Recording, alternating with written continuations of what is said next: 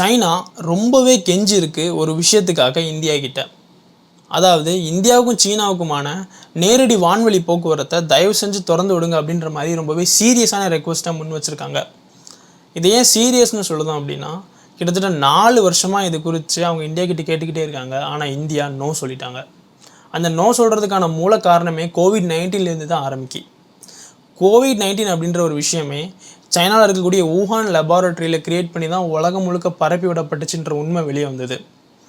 இது உலகம் முழுக்க பரப்பி விடப்பட்டுச்சதையும் தாண்டி குவாரண்டைன் அப்படின்ற ஒரு விஷயம், லாக்டவுன்ற விஷயம் உலகம் முழுக்க வந்துருச்சு. சைனாவில் கட்டுப்படுத்த முடியாத அளவுக்கு கோவிட்-19 பரவுனதுனால அவங்க ஜீரோ கோவிட் பாலிசி அப்படின்ற ஒன்றை கொண்டு வந்தது சைனா. இதனால் சைனாவில் இருக்கக்கூடிய எல்லா மேனுஃபேக்சரிங் செக்டாரும் இழுத்து மூடப்பட்டுச்சு. உலகத்தில் இருக்கிற எல்லா முக்கியமான நிறுவனங்களினுடைய ப்ரொடக்ஷன் ஹப்பாகவும் சைனா தான் இருந்துச்சு. நிறைய சப்ளை செயினை சைனா தான் கண்ட்ரோல் பண்ணிச்சு. இவங்கக்கிட்ட சீரியஸான லாக்டவுன் வந்ததுனால உலகம் முழுக்க போகக்கூடிய நிறைய பொருட்கள் பாதிக்கப்பட்டுச்சு. எல்லா நாடுகளுடைய பொருளாதாரமும் இதனால் வீழ்ச்சி அடைய ஆரம்பிச்சிது. கோவிட்-19னாலையும் பாதிக்கப்பட ஆரம்பிச்சிது. உலகத்தில் இருக்கிற எல்லா நாடுகளும் சைனா மேலே ஒரு விதமான எரிச்சலுக்கு உள்ளானாங்க. அங்கே இருக்கக்கூடிய ரியல் எஸ்டேட் இண்டஸ்ட்ரி மிகப்பெரிய அளவில் வீழ்ச்சி அடையுது. மக்களால் வீடுகளே வாங்க முடியலை. நிறைய கோஸ்ட் சிட்டிஸ் உருவாயிருச்சு. அது மட்டும் இல்லாமல் சைனாவுடைய கெமிக்கல் இண்டஸ்ட்ரி ரொம்பவே கீழே போயிடுச்சு.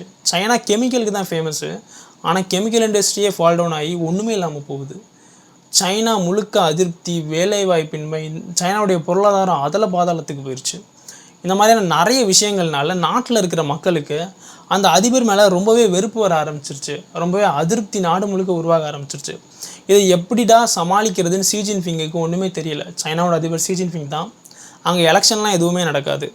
அங்கே ஷி ஜின்பிங் தான் வாழ்நாள் அதிபராக இருக்கார்.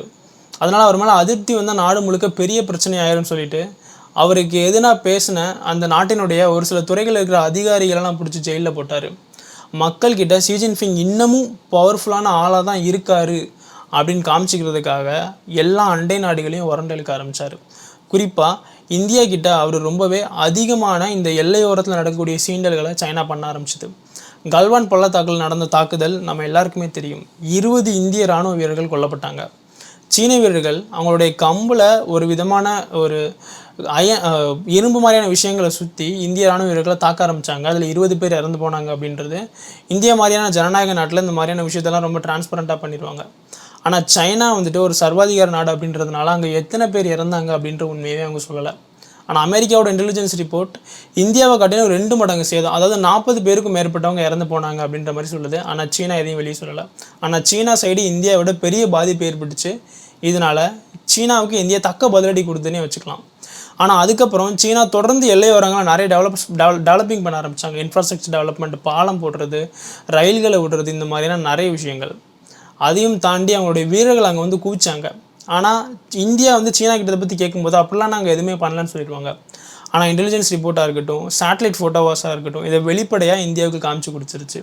இந்த மாதிரியான நிறைய விஷயங்கள் தான் சீனாவினுடைய நிறைய முதலீடுகளுக்கு இந்திய அரசாங்கம் தடை விதிக்க காரணமாச்சு. சைனாவில் இருக்கிற நிறைய மொபைல் அப்ளிகேஷன்ஸை இந்தியாவில் இந்திய அரசாங்கம் தடை விதிச்சுது. அதுக்கு காரணம் சீனாவுடைய இந்த மாதிரியான சேட்டைகள் தான். டிக்டாக்ன்ற ஒரு அப்ளிகேஷனுக்கு பேன் பண்ணது உங்கள் எல்லாத்துக்குமே தெரியும். இந்த மாதிரியான 200 சைனீஸ் அப்ளிகேஷன் இந்தியாவில் கேன்சல் ஆச்சு. அதோடையும் தாண்டி இங்கே இருக்கக்கூடிய சீன முதலீடுகளுக்கு மேலெல்லாம் இந்திய அரசாங்கம் ஸ்பெஷல் பெர்மிஷன் வாங்கிட்டு தான் இங்கே நீங்கள் இன்வெஸ்ட்மெண்ட் பண்ணணுன்ற மாதிரியான நிறைய ரெஸ்ட்ரிக்ஷன்ஸ் போட்டாங்க. நிறைய சைனீஸ் கம்பெனிஸ் வெளியே போயிட்டாங்க. சைனாவில் இருக்கக்கூடிய நிறைய வெளிநாட்டு கம்பெனிஸ் இந்தியாவுக்கு வர ஆரம்பித்தாங்க. ஏன்னா உலக நாடுகள் எல்லாமே China +1 பாலிசி எடுத்தாங்க. சைனாவை மட்டுமே நம்பி இருக்கக்கூடாது. இன்னும் ஆசியாவில் இருக்கிற நிறைய நாடுகளை ப்ரொடக்ஷன் ஹப்பாக மாற்றணும்னு நினச்சி வெளிநாடுகளுக்கு சைனாவில் இருக்கக்கூடிய ப்ரொடக்ஷன் ஹப்பாக மாற்ற ஆரம்பித்தாங்க. குறிப்பாக ஆப்பிள் இண்டஸ்ட்ரி ஒட்டுமொத்தமாக சைனாலேருந்து காலி பண்ணி இந்தியாவுக்கு வந்துட்டாங்க. இன்றைக்கி உலகத்தில் உருவாகிற பெரும்பாலான ஆப்பிள் ஐஃபோன்ஸ் மேடு இந்தியான்னு தான் போகுது.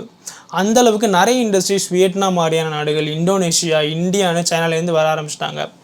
இதனால் அவர் இந்த மாதிரியான விஷயங்களை சமாளிக்கிறதுக்காக தான் இந்தியா மாதிரியான நாடுகள்கிட்ட உரண்டை இழுத்துட்டு இருந்தார். இந்தியா மட்டும் இல்லை, பிலிப்பைன்ஸ், தைவான், ஜப்பான், இந்த மாதிரியான நிறைய நாடுகள். இந்த மாதிரியான விஷயங்கள் தான் இந்தியாவை கோவப்படுத்தி இந்த வான்வெளி தடையும் விதிக்க காரணமாக இருந்துச்சு.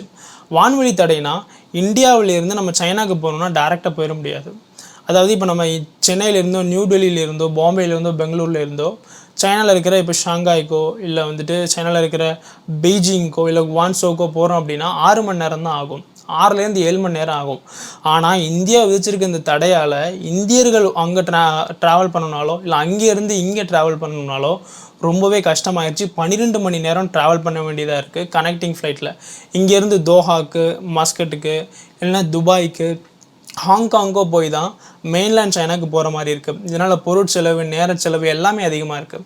இந்தியாவுடைய சிவில் ஏவியேஷன் இண்டஸ்ட்ரியை பொறுத்தளவுக்கு மிகப்பெரிய அளவில் வளர்ந்துருச்சு கோவிட்-19க்கு அப்புறம். ஆனால் சைனா 2023 வரைக்கும் லாக்டவுன் போட்டதுனால அங்கே எந்த ஒரு வளர்ச்சியுமே இல்லை, மாறா வீழ்ச்சி தான் இருந்துச்சு. இதனால் எப்படியாவது இந்தியாவுடைய இந்த மிகப்பெரிய இண்டஸ்ட்ரிக்குள்ளே நுழையணும் அப்படின்னு சீனாவுக்கும் இந்தியாவுக்குமான விமான போக்குவரத்தை நேரடியாக மாற்றுங்கன்னு இந்தியா கிட்ட அவங்க தொடர்ந்து கெஞ்சிக்கிட்டே இருக்காங்க.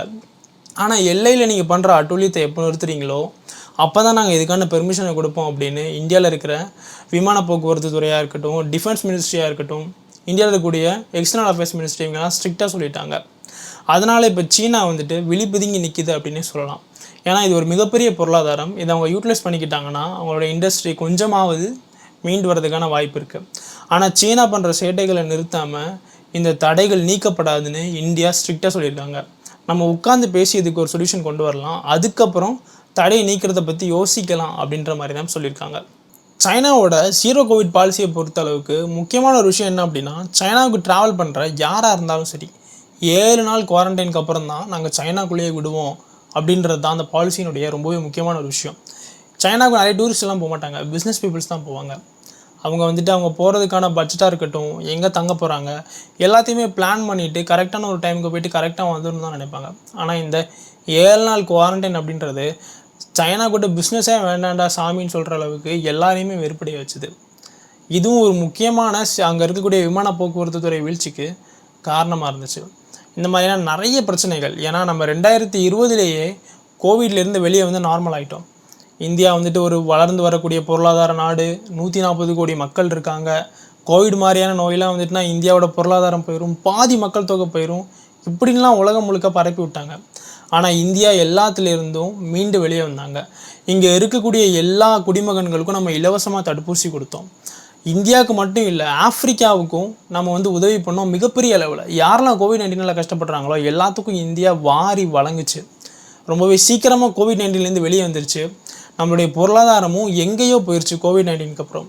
இப்படி பிடிச்சி வச்சுருந்த மாதிரி இருந்த ஒரு ஸ்ப்ரிங்கை விட்டால் அது எப்படி துள்ளிட்டு போகுமோ அந்த அளவுக்கு இந்தியா பொருளாதாரம் வளர்ந்துச்சு. ஒரு வி மாதிரி இப்படி கீழே போயிட்டு அப்படியே மேலே போயிடுச்சு. ஆனால் சீன பொருளாதாரம் மேலே போகவே இல்லை, கீழே போயிட்டே தான் இருக்குது அப்படின்றது தான் உண்மை.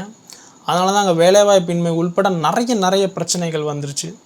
இந்த மாதிரியான எந்த ஒரு பிரச்சனையிலிருந்துமே மீள முடியாத சைனாவுக்கு மூச்சு விடுறதுக்கு கூட நேரம் இல்லாத அளவுக்கு அங்கே இருக்கக்கூடிய பிரச்சனைகளை சமாளிக்கிறதே அவங்களுக்கு ரொம்ப பெரிய கஷ்டமாக இருக்குது.